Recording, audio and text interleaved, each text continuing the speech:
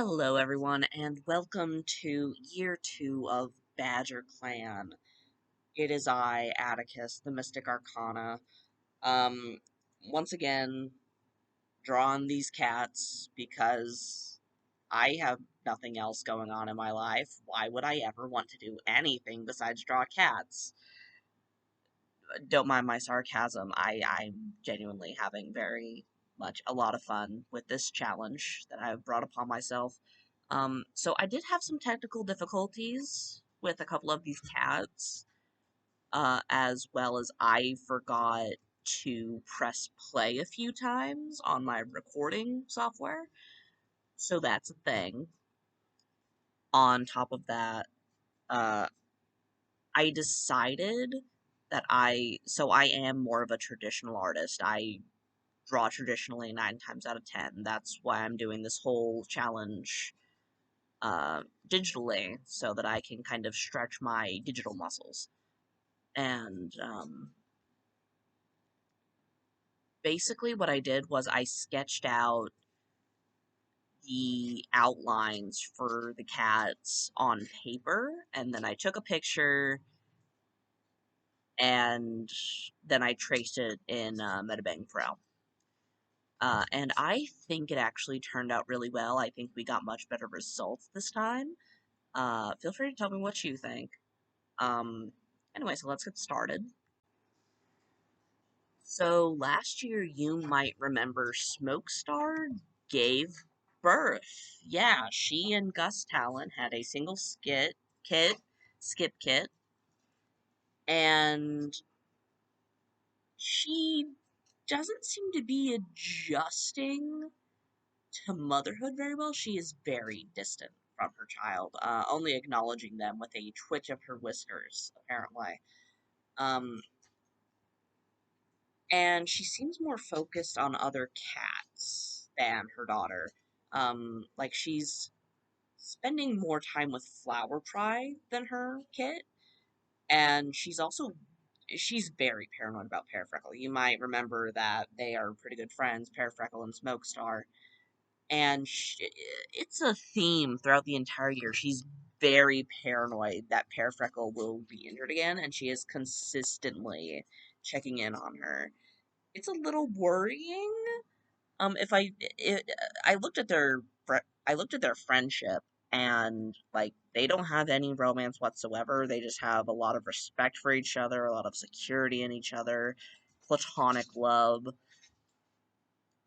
But like it kind of reminds me of that like homoerotic best friend in a codependent relationship that you have when you're in like middle school and you don't know you're gay yet.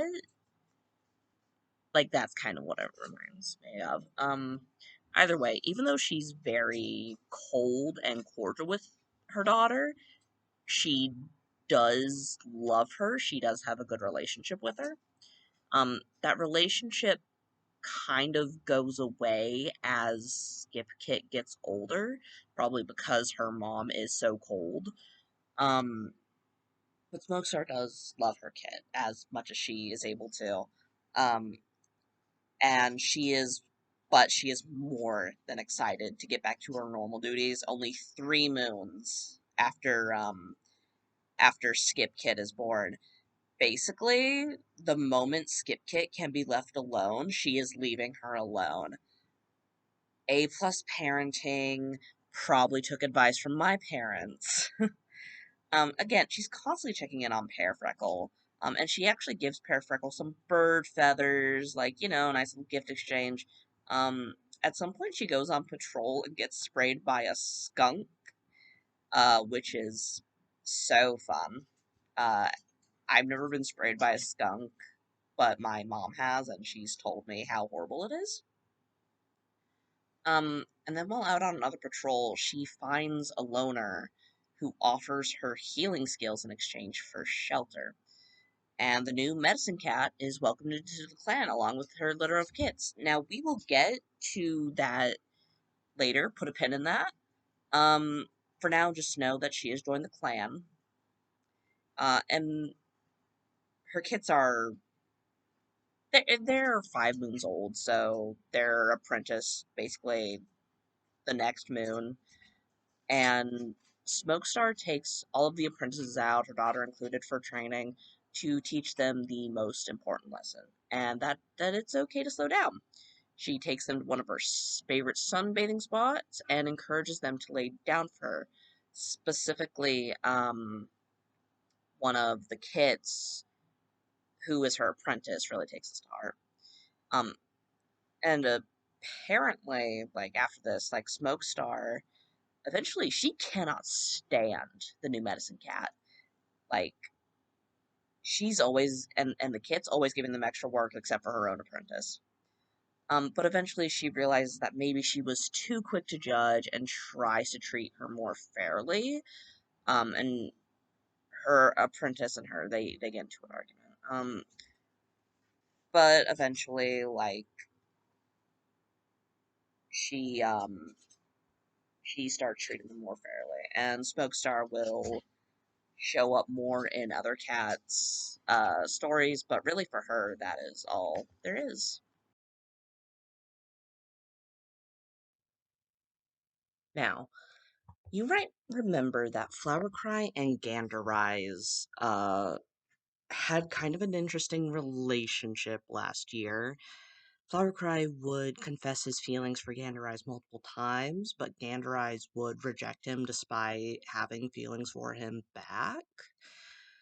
Probably because he also had feelings for Smokestar, and he had to sort out his feelings. But the year starts with Flowercry and Gander Eyes finally becoming mates. And Flowercry just thinks Gander Eyes is the cutest thing. Like, he sees Gander Eyes fumble, and he's like, oh, that's adorable. Uh, and of course, Flowercry, he doesn't forget about Smokestar and Skipkit. He still sunbays with Smokestar, and Smokestar not being the best parent, Flowercry seems to be trying to step up. Like, basically everyone seems to be stepping up for Skipkit. And you see Flowercry looking after Skipkit, and they actually have a conversation where Flowercry realizes that Skipkit is very insightful for her age. You then see Flowercry developing a friendship with Gus Talon. Um, they're spending more time together, and they actually go fishing, but they just end up distracted and playing the entire time. Now, everyone remembers Parafreckle. She was basically the main character of last year. Not so much this year, but very much last year. Everyone loves her, but Flowercry is surprised to hear something come from her mouth that he actually agrees with, which I just think is so funny. He's like, oh wow, she actually made sense for once. Now, Flowercry and Parafreckle, they don't really get along, but the clan is so small that only 2 cats at a time are going on patrol, and Flowercry and Parafreckle are on patrol together when they find a badger set. And despite not being really good friends or anything, they manage to come up with a plan to fight the badger and run it off the territory, just the two of them. Which I think shows that they work really well together, even if they don't necessarily get along. Flowercry is out kind of exploring when he meets a loner known as Dancing, and they encourage the cat to join, as they could always use new members. And Flowercry is very warm and welcoming to Dancing Talon, uh, who he kind of takes under his wing, you know? And Dancing, she's a young she-cat who saw some allure in the warrior life, and she gets the name Dancing Talon, and everyone is really welcoming towards her. But within a moon of her being here, she goes to explore the territory with Gus Talon, and they find a tunnel. And she realizes the hard way that it's a Wolverine den. She goes inside, and she dies. Flarcry blames himself for this. He takes it really hard, as it wouldn't have happened if he hadn't invited Dancing Talon into the clan, and he is absolutely beside himself. He has nightmares about Dancing Talon and wakes up wailing about the Lost Warrior. He's very snappy and easy to anger, especially with the new cats that come in later. And he seems like he wants to run them out of the clan, thinking that they'll die if they stay. But eventually, the grief lessens, and Flowercry realizes life goes on, and he has to be deputy. He tries to reach out to the new medicine cat, but really has no idea how to do so.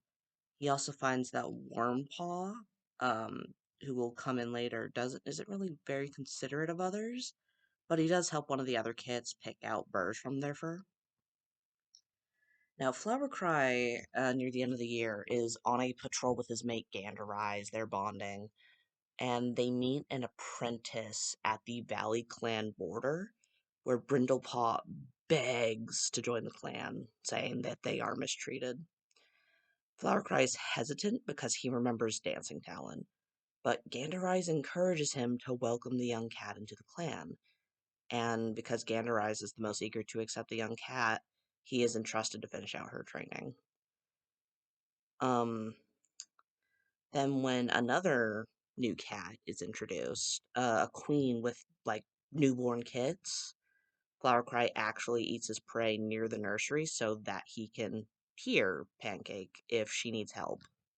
And yes, the new rogue's name is Pancake. But yeah, so that is Flowercry. He had a very sad but very eventful year. Kind of ups and downs, but he's with Gandereyes now. And hopefully that'll lead to good things.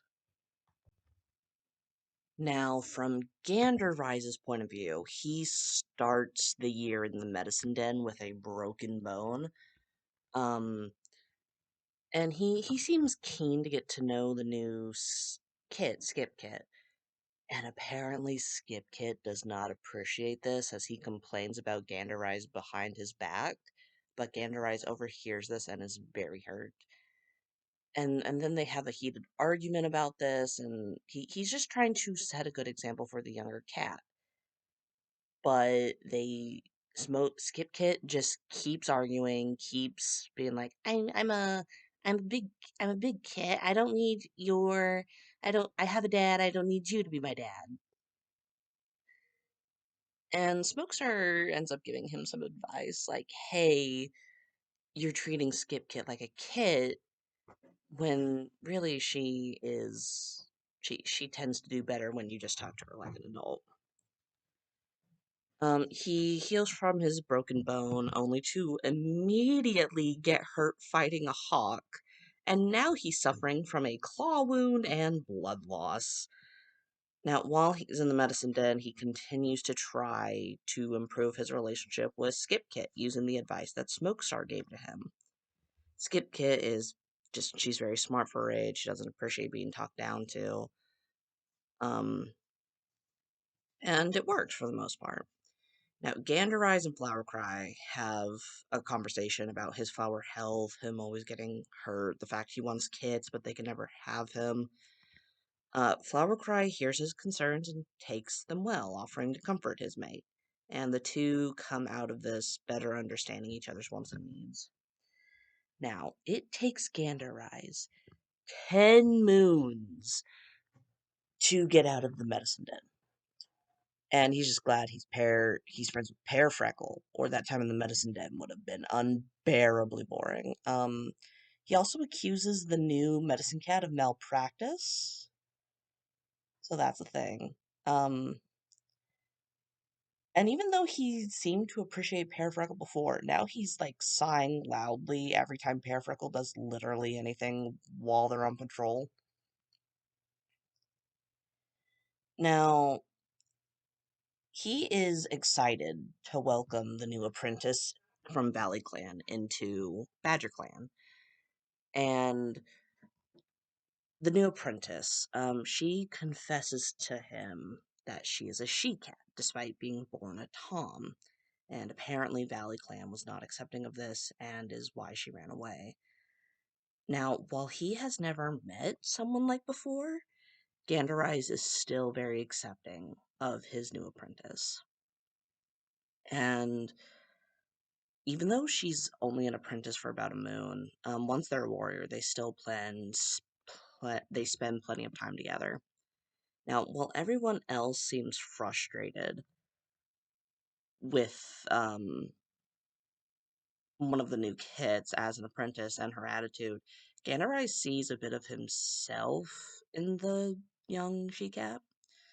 Um, and at one point, this poor man, he can't catch a break. He wakes up one day with a severe migraine and cannot function, and the only one who is able to comfort him is his old apprentice. But when he's better, he goes out with Flower Cry, and he gets kind of a stupid idea. He dares Flower Cry to hunt by the two-legged dens, and Flower Cry accepts the challenge, and the two toms actually come back with a good amount of prey. Um, so yeah, Ganderise, he can't seem to stay out of the medicine den, but he is a very accepting Tom, apparently. He's very sweet, he is very kind, and yeah, that's Ganderise.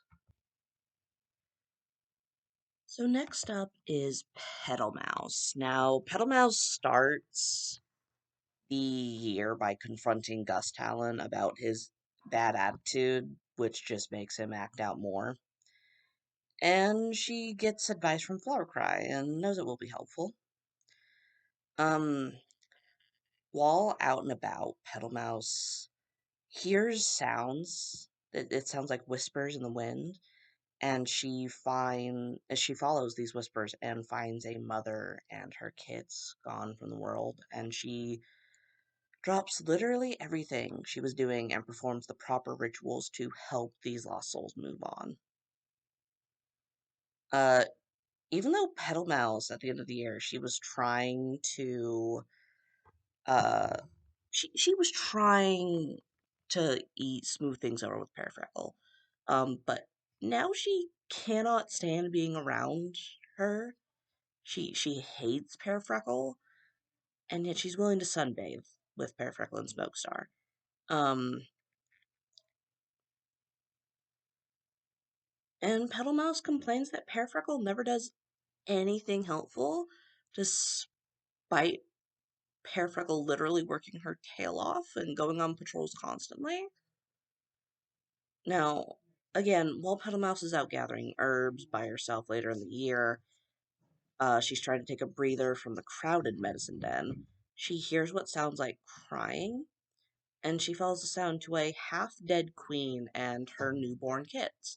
And Petal Mouse springs into action, giving the she-cat strengthening herbs to help her get to camp.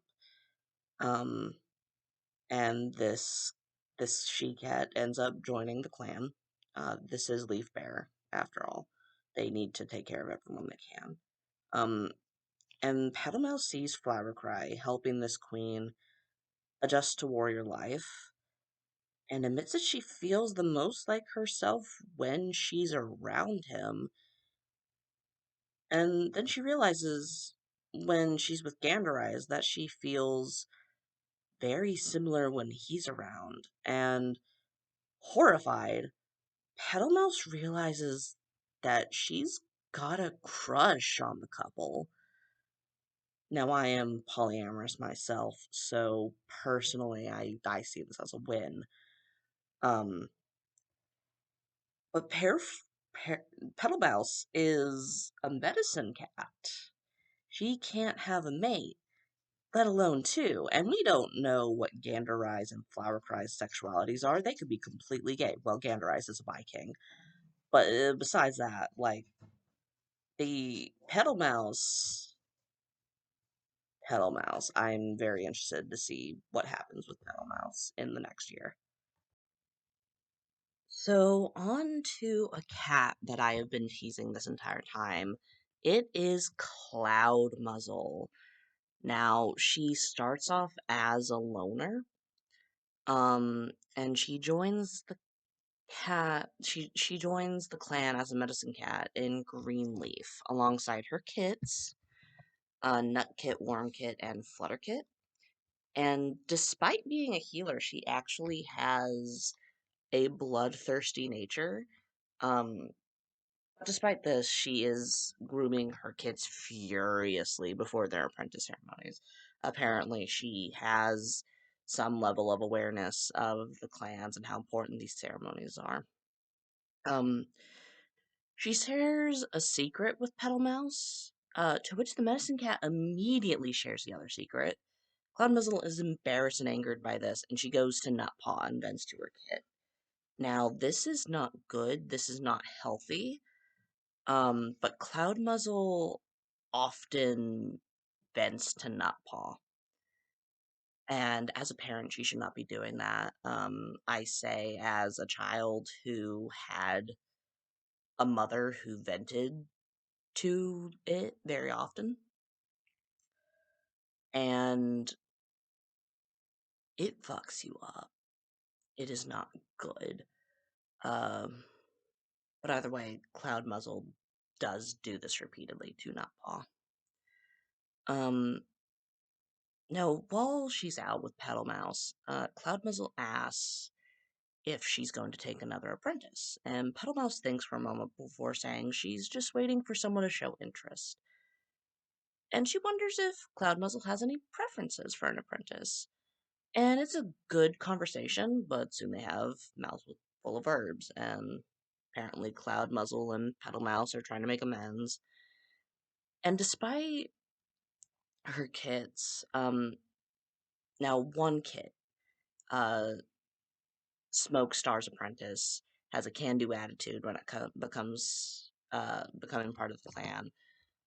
Wormpaw, um, and Flutterpaw acts stuck up and rude, and Cloudmuzzle is worried.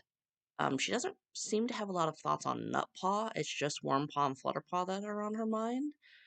And again, like, it just makes me think about Nutpaw and Cloudmuzzle's dynamic and how it's not a healthy one. um, anyway, but yeah, she really praises Wormpaw for doing so well in the clan, and then kind of judges Flutterpaw for not really being part of clan life. Uh, and yeah, I don't know. I don't know how I feel about Cloudmuzzle. I might be projecting my trauma a little bit onto her. I don't know. Point being, I don't think she's a good mom, and she certainly shouldn't. She should basically have disowned her kids the moment she became a medicine cat. I think that would have been healthier for them. I don't know. Maybe that's a controversial opinion. Anyway, on to the next cat. Now it's time for Gus Talon. Now, if you remember Gus Talon, he is the best friend of Pear and he actually starts out the year in the medicine den with a mangled leg. It's healed the next moon. He doesn't seem to have a lot of interest in his kit. Uh, and he's seen admiring Flower Cry from afar. Now, I don't know about you, but maybe, just maybe, look at your child before you look at a man who is already attached to someone at this point. Just my thought. Um, Gus Talon is then proceeded to be wowed in a thing with Pear like their training, and that's fair. They absolutely love each other in the platonic sense. They are absolute besties, they're attached at the hip, they are always complimenting each other or giving advice, and yeah, they are lovely. They are lovely. That's what they are. um, at some point, Gus Talon finds a snaking camp but he throws it out before it can bite anyone. And he finally takes some interest in his kid when she's old enough to eat her own prey, because he swaps prey with her to make sure she gets her favorite. And then he nods in acknowledgement when he sees her in camp. Now, Gus Talon is excited to be a mentor. He's looking forward to enriching young minds, as his apprentice, one of them, has spent most of their lives outside of the warrior life. And yet, Gus Talon has two apprentices, one of which is his daughter, Skippaw, and the other is Flutterpaw. Now, Smokestar must have, like, so much trust in him for him to have two apprentices. Because, honestly, could have given Flutterpaw or Skippaw to Flowercry or Ganderrise. But, alas, he, yeah, he ends up with two apprentices, and he's very excited to teach them. But while out on a patrol, Gus Talon, he comes across a really big dog, and he fights for his life and runs it off, but is badly injured in the process. And Skippaw is not considerate at all after his injuries, and he's not pleased with this. But he seems to be one of the few cats who actually enjoys Cloudmuzzle's presence as he's healing in the medicine den. And he actually has a good conversation with Flutterpaw, who, also ends up in the medicine den. We'll get to her. Now, Gus Talon, again, he spends a good portion of the year in the medicine den because of this dog injury, and because of that, he is not able to give an appropriate amount of attention to his apprentices. And so, by the end, his apprentices are the only ones who are not warriors by the end of the year. Um, it's not their fault, it's not his fault, it's just how things happened, but it is rather unfortunate. Next up, we have Pear Freckle. Now, while Pear Freckle was very much the main character of last moon, of last year, she didn't get up to a lot this year. She was seen touching noses with a rogue, but besides that, she hasn't really done anything. She comes up with a plan to sneak Skip Kit out of camp, which is weird. Um, she and Gus Talon are besties. They are practically inseparable. And Pear Freckle, she doesn't mean to be, but she's really annoying. She's very boisterous, and she annoys Petal Mouse specifically. Now Pear Freckle tries to be friends with Petal Mouse, and like she's cracking all these jokes and trying to be so sweet. And she even comforts Petal Mouse after she has a nightmare. And despite all this, Petal Mouse still hates her. Like, Petal Mouse cannot stand her, and it's completely one-sided because Pear Freckle actually quite likes Petal Mouse. Um, Now in Leaf Fall, she gets white cough. She's healed the next moon. Nothing really comes of that. She gets into an argument with Smokestar. And near the end of the year, she decides that she wants to try and be more thoughtful with others. Which is nice. That's good character development for her. Because she is rather boisterous, she's rather blunt, she doesn't really think before she leaps. And so for her to decide, you know what, yes, I am going to be more thoughtful of others, I think that's great. Um, I guess we'll see what happens to her in the next year. Now, Skip Kit was born at the end of the last year, literally the last moon. And everyone seems to be pitching in to raise her.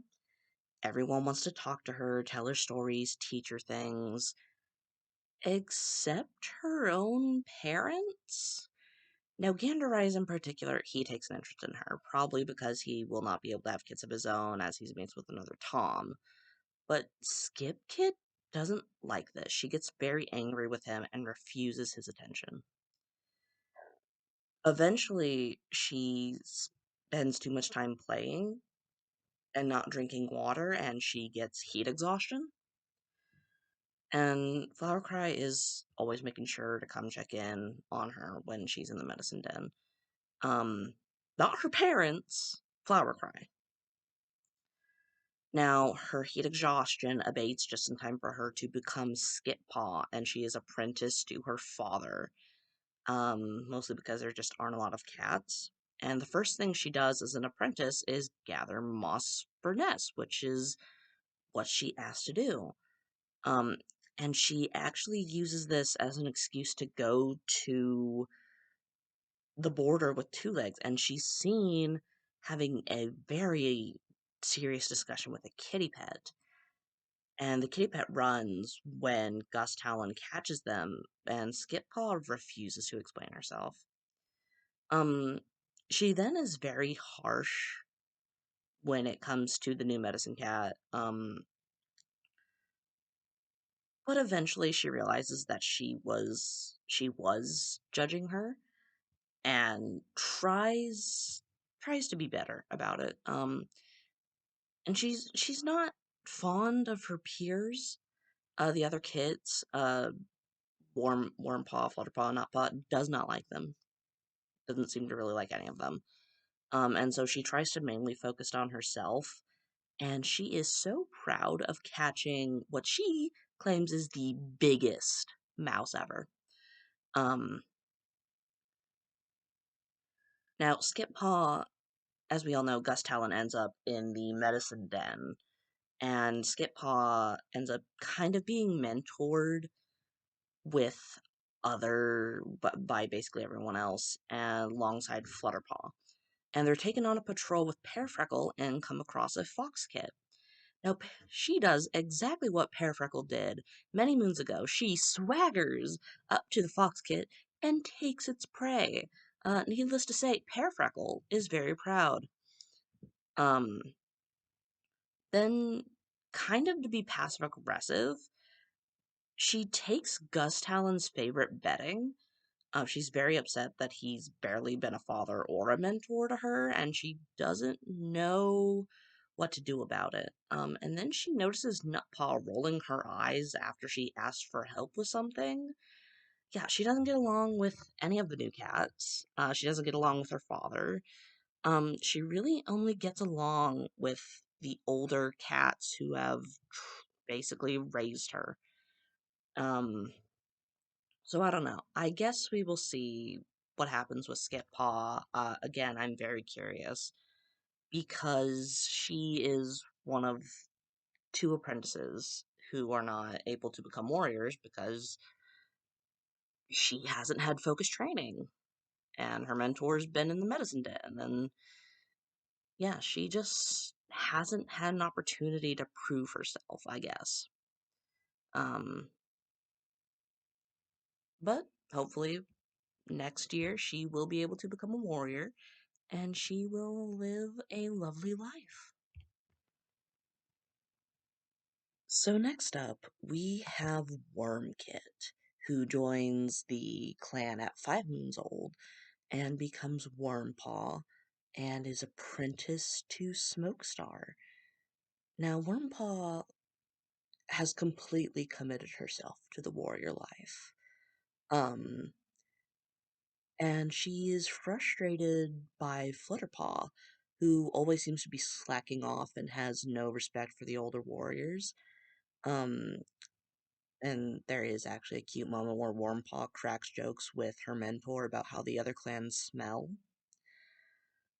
Um, and as you guys remember, Gus Talon has been in the medicine den for a good portion, so Wormpaw is the only one who has had constant attention from their mentor and hasn't been in the medicine den.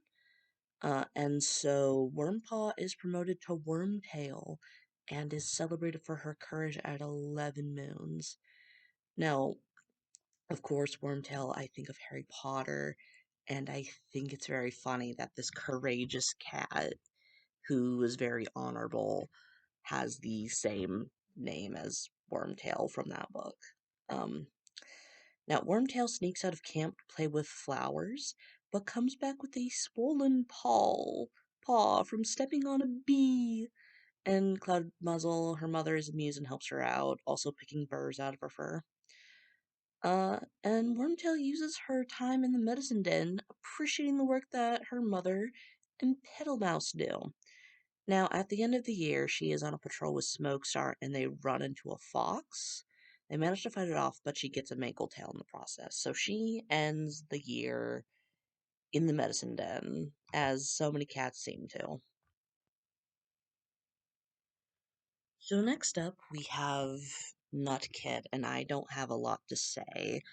Uh, Nutpaw is apprenticed to Pear Freckle, and he bumps into Gus Talon. He doesn't apologize. He gets White Cough at one point.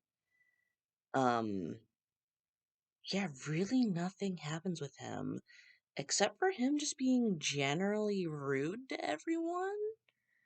Uh, so yeah, he does become a warrior at 12 moons old.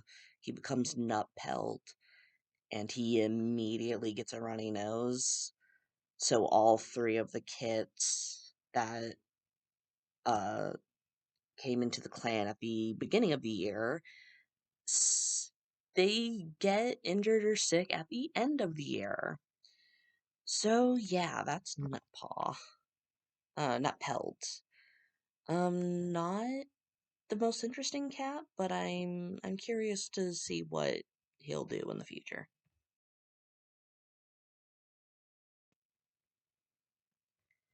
Flutterpaw is apprenticed to Gus Town, the moon, after she arrives with her mother and sisters. And so, right off the bat, Gus Talon is probably not able to give his full attention to both apprentices as he wants. Flutterpaw actually scorns Smokestar, saying she doesn't catch enough prey. Now, Cloudmuzzle scolds Flutterpaw for this, which she doesn't take well.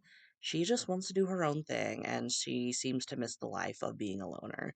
She does not respect the older warriors and seems to resent her mother for making this life-changing decision and joining the clan for her. Now, Flutterpaw is in training with the other apprentices in Pear Freckle. She's angry as usual and not paying attention when suddenly the earth gives out beneath her. She manages to get herself out of the hole despite breaking her back. She swears she was pushed, accusing Skippaw of doing so. Now, Skippaw is indignant to being accused of such a thing, but still helps rush Flutterpaw back to the medicine den. So, Flutterpaw is stuck in the medicine den with a broken back, and is just happy that after her warrior ceremony, her sister Wormtail remembers to check in on her. Um, And Flutterpaw seems fond of the new kits as they join um, the new queen when she helps out in the medicine den.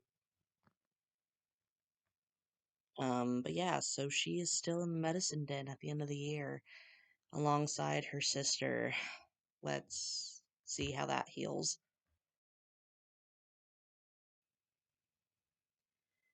Now, Brindlepaw is a trans she-cat who comes from Badgerclan because they didn't really treat her the best, and she is hopeful for her future in Badgerclan. Um, she is apprenticed for 1 moon to finish up her training, and she becomes Brindlepeld, and ironically enough, she is honored for her dedication. Despite only being her mentor for a moon, Gandereyes is absolutely beaming. And again, Brindlepeld and Gandereyes, they become very close friends. Um, Now, at the gathering, Smokestar actually jumps to Brindlepelt's defense when Clan tries to call her a traitor. She says that they accept her as she is and honor her as a warrior like any other cat. Every cat has a right to be seen as they are, and pities Clan for not seeing that. Clan was not happy about this, and relations worse, and but Brindle Pelt really needed that from her leader, and she is living a pretty happy life in Badgerclan. She joined at the end of the year, so there's not a lot to say to her about her. Uh, but yeah. And then our final cat for this video, Pancake joins the clan at the end of the year. She is on the brink of death and has two newborn kids.